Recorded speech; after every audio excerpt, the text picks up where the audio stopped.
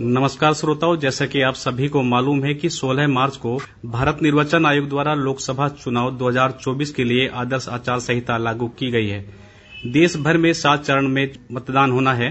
पहले चरण में आगामी 19 अप्रैल को पश्चिम उत्तर प्रदेश के शामली जिले की कैराना लोकसभा सीट पर मतदान होगा। आज हम पहुंचे हैं शामली जिला मुख्यालय में, जहां पर हमारे साथ मौजूद है शामली के उप जिला निर्वाचन अधिकारी संतोष कुमार सिंह जी। सर, आपका बहुत बहुत स्वागत है। धन्यवाद। सर, मेरा पहला सवाल आदर्श आचार संहिता को लेकर ही है। चुनाव के समय अधिसूचना जारी होते ही आम जनता में अक्सर यह भ्रम की स्थिति रहती है कि आचार संहिता लागू हो चुकी है, अब जन कल्याणकारी योजनाओं का जो है लाभ नहीं मिल सकेगा। तो सर, आचार संहिता का प्रभाव कहां पड़ता है और कहां नहीं? सर, सबसे पहले मैं आपके चैनल को धन्यवाद देता हूं। और पहला प्रश्न है आपका, आचार संहिता। आदर्श आचार संहिता चुनाव में पारदर्शिता और समानता लाने के लिए माननीय निर्वाचन आयोग लागू करता है और ये चुनाव की घोषणा के साथ ही लागू हो जाती है। इसका जो प्रत्याशी या राजनीतिक दल हैं उन पर यह कंडक्ट लागू होता है जिससे हम फ्री फेयर इलेक्शन करा सकें। और आचार संहिता के दौरान जन कल्याणकारी योजनाएं हों या जो भी सरकार की कल्याणपरक योजनाएं हैं उन पर कोई रोक नहीं होती है। जो कंटिन्यूअस पहले से चली आ रही हैं वो योजनाएं संचालित होती हैं, परंतु आचार संहिता के दौरान किसी नई योजना की घोषणा या नए काम का टेंडर, कोई नया कार्य नहीं प्रारंभ होता है। वो इसलिए कि मतलब किसी पर एडवांटेज लेने का आरोप न लगे और कोई जनमत को प्रभावित न कर सके। जी बिल्कुल सर। सर, त्योहारी सीजन है, नवरात्र पर्व शुरू हो चुके हैं, ईद का त्योहार भी है, धार्मिक समारोह और वैवाहिक कार्यक्रम भी होंगे। ऐसे में आचार संहिता का प्रभाव कैसे पड़ेगा? क्या अनुमति लेनी पड़ेगी या कोई अलग नियम रहेगा? सर देखिए, उसके अलावा भी जनपद में धारा 144 लागू है और कोई भी आयोजन धार्मिक है या सांस्कृतिक आयोजन है उसकी भी अनुमति ले सकते हैं। जो पारंपरिक आयोजन है उनमें जिला प्रशासन वैसे भी अनुमति देता है। अनुमति लेने से एक ये भी फायदा आयोजक को रहता है कि उसके नॉलेज में रहता है कि प्रशासन और पुलिस के नॉलेज में होता है कि फला जगह पर ये आयोजन हो रहा है। हमारी ये नजर जरूर रहती है कि उसमें किसी भी दल का कोई प्रत्याशी या कोई ऐसा व्यक्ति जा करके और अपने पक्ष में किसी जनमत को मोड़ने का या इस तरह का प्रयास न करे, यानी अप्रत्यक्ष रूप से अपना जो है चुनावी प्रचार की सभा न हो जाए। इसलिए अगर वो अनुमति लेता है तो अच्छी बात है और पारंपरिक उसमें हम अनुमति देते भी हैं। शादी विवाह की बात रह गई। शादी विवाह चूंकि शादियों का सीजन है, यहाँ 18 और 19 में भी तमाम शादियां हैं। कुछ लोग अपना अनुमति भी ले रहे हैं, उसमें वैसे प्रॉपर कोई ऐसी अनुमति की आवश्यकता नहीं है, परंतु चूंकि उस दिन उसको अपना वाहन या हमने अधिग्रहण कर लिया, एग्जम्प्ट कराना है या इस तरह के, तो ऐसे केस हम देखते हैं। बारात आने की जाने के लिए इसमें कोई अनुमति की आवश्यकता नहीं है। अगर वो हमको अनुमति मतलब मांगता है तो भी हम उसको प्रॉपर अनुमति देते भी हैं। जी सर। सर, 2004 से पहले बूथ कैप्चर की घटनाएं बहुत हुआ करती थी उस समय, लेकिन अब काफी सुधार आया है और जिला प्रशासन और भारत निर्वाचन आयोग की पारदर्शिता के कारण काफी मतलब इसमें जो है अब ये चीजें खत्म हो गई है। तो इस बार कैराना लोकसभा का हमारे यहाँ चुनाव होने जा रहा है, तो सर जिला प्रशासन की क्या तैयारी है? सर, कैसी व्यवस्था रहेगी? सर देखें, अब बूथ कैप्चरिंग की बात तो बहुत बीती बात हो गई। ऐसा वर्तमान में जो हमारा शासन प्रशासन है और निर्वाचन आयोग की गाइडलाइन है, हम उसकी एसओपी के आधार पर जो कार्रवाई करते हैं। हमने अपने जनपद में जो इस तरह से अराजक तत्व थे उनको पुलिस के ने आइडेंटिफाई किया, जिला बदर भी किए हैं, गुंडा एक्ट की भी कार्रवाई की है। गैंगस्टर में जो वांछित थे, हिस्ट्री फीटर्स थे, उनको सबको पुलिस के माध्यम से चिन्हित करके उन पर कार्रवाई की जा रही है। इसके अलावा जो हमारी जो इलेक्शन की एसओपी है, जो एक सेटअप है, वो बहुत ही मजबूत है, जिसमें पुलिस के अधिकारी, मजिस्ट्रेट लगे रहते हैं। हमारे सेक्टर मजिस्ट्रेट में है, जोनल मजिस्ट्रेट, इसके अलावा जो है ऊपर के आला अधिकारी उस पर नजर रखते हैं। और जो सेक्टर की व्यवस्था है, जो फोर्स की व्यवस्था है, उसमें इनर कोर में सेंट्रल फोर्स भी लगती है। तो ऐसी कोई भी घटना नहीं हो सकती, इसके लिए फुल प्रूफ वो है। दूसरी बात कि मैं तो सबसे आह्वान करता हूं कि वो अपने घर से निकलें उस दिन और वोट अवश्य डालें।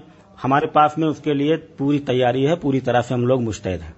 जी बिल्कुल सर, जिला प्रशासन लगातार निष्पक्ष और पारदर्शी चुनाव के लिए मुस्तैदी से जुटा हुआ है, लेकिन फिर भी सर कोई हिंसा या कोई झगड़ा, कोई किसी कारण कोई घटना घटित हो गई तो उसके लिए मतदाता कहाँ और किस तरह से शिकायत सूचना दे सकता है सर? किसी घटना की भी सूचना, इसके अलावा अगर कोई शिकायत है, वर्तमान में भी अगर किसी को लग रहा है कोई आचार संहिता का उल्लंघन कहीं पर हो रहा है या उसको कोई किसी चीज को लेकर के शिकायत है, तो हमारे पास में इस समय एक सी विजिल ऐप चल रहा है और उसका कंट्रोल रूम हमारा ऊपर बना हुआ है। वहां पर 24 घंटे ड्यूटियां हैं विभागों की। वहां पर सी विजिल पर ऐप पर लाइव शिकायत कर सकता है। मतलब उसमें आप सी विजिल ऐप अपने मोबाइल में डाउनलोड करेंगे, लाइव फोटो लेंगे, आपके कोऑर्डिनेट के समेत यहां पर वो रिस्पांस करेगा। हमारी जो एफएसटी टीम्स हैं यहां से उनको अलर्ट जाएगा उनके ऐप पर और वो तुरंत मौके पर रिस्पांस करके उस चीज को हटाएंगी, उस पर रिस्पांस करेंगी। दूसरा एक 1950 नंबर है जो माननीय निर्वाचन आयोग का नंबर है। अगर आप उसको कहीं से भी डायल करते हैं जनपद से, वो सीधे हमारे कंट्रोल रूम में कॉल्स आती है, उसकी डिटेलिंग होती है, नोट किया जाता है और उसके बाद में हम जो हमारी फील्ड में टीम मजिस्ट्रेट और पुलिस लगे हैं उनको सूचित होता है और वहां से हमारे मजिस्ट्रेट और पुलिस मौके पर रिस्पांस करते हैं। इसके अलावा पोल डे के दिन तो अमूमन 10 बूथ पर एक सेक्टर मजिस्ट्रेट की तैनाती है, उसके साथ में पुलिस ऑफिसर और ठीक ठाक उसके साथ में बैकअप के लिए फोर्स। इसके अलावा पुलिस की तरफ से क्यूआरटी है, स्पेशल फोर्स है और डीएम साहब, हम और हमारे एसडीएम सभी लोग फील्ड में रहेंगे।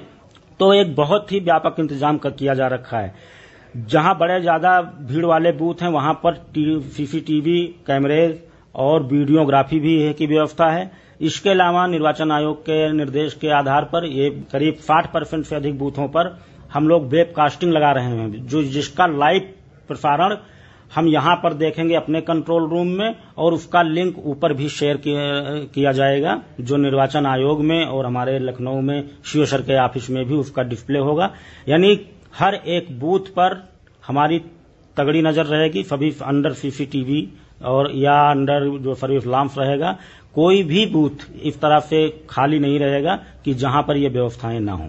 सर, मतदाता सहभागिता के लिए जिला प्रशासन की ओर से क्या तैयारियां है? मतदान केंद्रों पर क्या क्या व्यवस्थाएं रहेंगी ताकि महिलाओं को, दिव्यांगों को और बुजुर्गों को सहूलियत मिल सके? ये अच्छा सवाल है और मतदाता जागरूकता से जुड़ा हुआ सवाल है।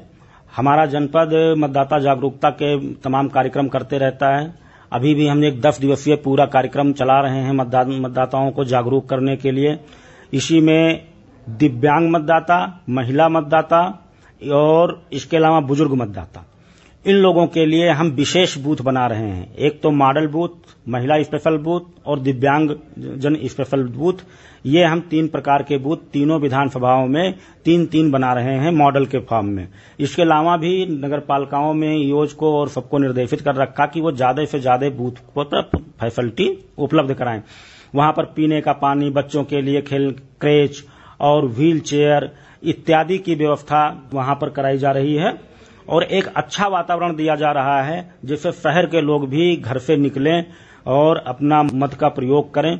अभी हमने 2 दिन पूर्व महिलाओं को जागरूक करने के लिए एक पिंक रैली के नाम से स्कूटी रैली निकाली थी और उसका बहुत अच्छा इम्पैक्ट पड़ा और बहुत उसको प्रचार प्रसार मिला।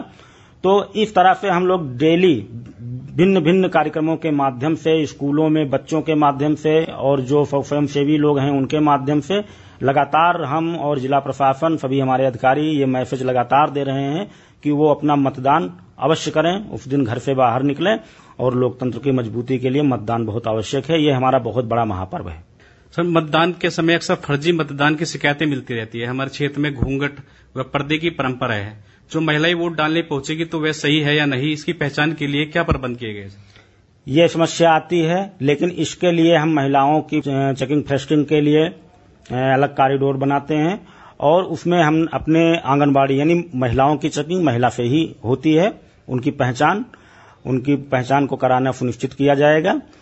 दूसरा कि हम अपनी ड्यूटी लगाएंगे, पुलिस महिला सिपाही भी रहेंगे और उनको अलग एक कॉरिडोर बना करके उसमें उनको चेक कर लिया जाएगा। उनका फोटो हमारा पहचान पत्र जो है वो फोटो युक्त पहचान पत्र है, इसलिए फर्जी मतदान तो नहीं होने दिया जाएगा।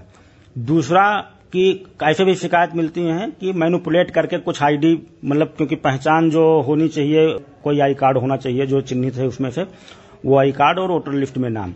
तो कुछ लोग इस तरह के भी पिछले उसमें घटनाएं प्रकाश में आई, तो उन लोगों को हम ऐसे ऑफेंडर्स को आइडेंटिफाई कर रखे हैं जो फर्जी, फेक या जाली टाइप का जो आइडेंटिटी बनाते हैं, उन पर भी कार्रवाई की जा रही है। फर्जी मतदान किसी भी कीमत पर होने नहीं दिया जाएगा और ऐसे लोगों के विरुद्ध दंडात्मक और कठोर कार्रवाई भी की जाएगी। जी सर, कुछ मतदाता मतदान के दिन समझते हैं कि आज छुट्टी है, चलो भाई मूवी देखने चले जाए, पिकनिक मनाने चले जाते हैं, कुछ लोग घूमने का कार्यक्रम बना लेते हैं। ऐसे मतदाताओं को किस तरह से सर मतदान के लिए जागरूक किया जा रहा है? हम लोग इसमें नुक्कड़ नाटक के माध्यम से, जो वैसे तो हमारे यहाँ सिनेमा हॉल एक ही है, उसमें भी थोड़ी देर के लिए मतदाता डिस्प्ले कराते हैं और तमाम सोशल मीडिया के माध्यम से उनसे अपील करते हैं। वैसे अब सभी जागरूक और पढ़े लिखे साक्षर मतदाताओं की संख्या अधिक है, खास करके युवाओं की। हम लोगों ने विभिन्न डिग्री कॉलेजेस में जा करके युवाओं को वोटर भी बनाया है, वहां रजिस्ट्रेशन सेंटर स्थापित किए, उनको जोड़ा है। वोटर बनना केवल उसको आई कार्ड से मत जोड़ें। मेरी ये बारंबार अपील है कि छुट्टियां और भी मिलती हैं, ये उस दिन वैसे सार्वजनिक अवकाश रहता है, लेकिन वो सार्वजनिक अवकाश वोट डालने के लिए रहता है। तो अपना वोट का मूल्य समझें, अपने मताधिकार का मूल्य समझें। ये हमारे संविधान ने एक ऐसा अधिकार दिया है जो सभी के लिए बराबर है, चाहे वो किसी जाति, वर्ग, धर्म या आर्थिक रूप से कोई भी क्यों ना हो। एक व्यक्ति केवल एक वोट ही दे सकता है, इससे समानता का अधिकार और दूसरा नहीं है। इसलिए अपने महत्व को समझें और देश के लोकतंत्र में, जनतंत्र में अपनी भागीदारी बनाएं, वोट अवश्य दें। ये मेरी बारंबार अपील है। सर, प्रथम चरण का मतदान 19 अप्रैल को है। घर घर पर वोटर पर्चियां पहुंचती है, लेकिन यदि किसी के यहाँ पर्ची नहीं पहुंच पाती तो किस तरह से कहाँ जाकर अपने मालूम करें कि मेरा वोट मतदाता सूची में है या नहीं है? अच्छा सवाल है। एक तो हम वोटर गाइड दे रहे हैं। वोटर गाइड जो आयोग से मिली हुई है, उसमें कैसे वोट दें और पूरी चीज उसके लिए दिग्दर्शिका जिसको कह सकते हैं, वो एक परिवार में एक, और साथ में वोटर पर्चियों का वितरण हमारे बीएलओ घर घर कर रहे हैं। किसी कारणवश यदि कोई अपने घर पर, मान लीजिए जिस दिन बीएलओ गया नहीं मौजूद है, या किसी कारणवश बाहर रहता है, वोटिंग के दिन आते हैं, बहुत परिवार ऐसे माइग्रेट भी हैं, वोटर पर्ची नहीं है, तो वोटर पर्ची उसको एक अवेयर करने के लिए है, उसको इंटीमेट करने के लिए है। वोटर पर्ची फोटो युक्त नहीं है, न वो कोई पहचान कार्ड है। अगर वो बूथ पर जाता है तो जो बची वोटर पर्चियां होंगी, एक वो हम बीएलओ को भी प्रोवाइड करा देंगे कि उस दिन भी उसको मिल सकती है। बाय द वे, अगर किसी के पास में मान लीजिए सीधे बाहर से कहीं से आ रहा, तो वोटर पर्ची कोई कंपलसरी नहीं है। हम उसको घर घर में इसलिए दे रहे हैं कि वो भी समझे, जागरूक हो कि आपका वोट आया है, आप जा करके वोट दें। तो वहां पर भी एक डेस्क रहेगी हमारी बीएलओ की, और वो हेल्प कर सकता है। सर, लोकसभा चुनाव में युवाओं की क्या भूमिका मानते हैं और वे किस तरह से अपना योगदान दे सकते हैं? युवा तो देश के कर्णधार हैं और यही युवा आगे चल करके अच्छे क्षेत्र में विशेषज्ञता हासिल करेंगे, यही अच्छे लीडर भी बनेंगे। युवाओं को मैंने इस बार ज्यादा से ज्यादा जोड़ा भी है। हमारे यहाँ अच्छा इस पर काम हुआ है, युवा और महिला मतदाताओं की संख्या बढ़ी है।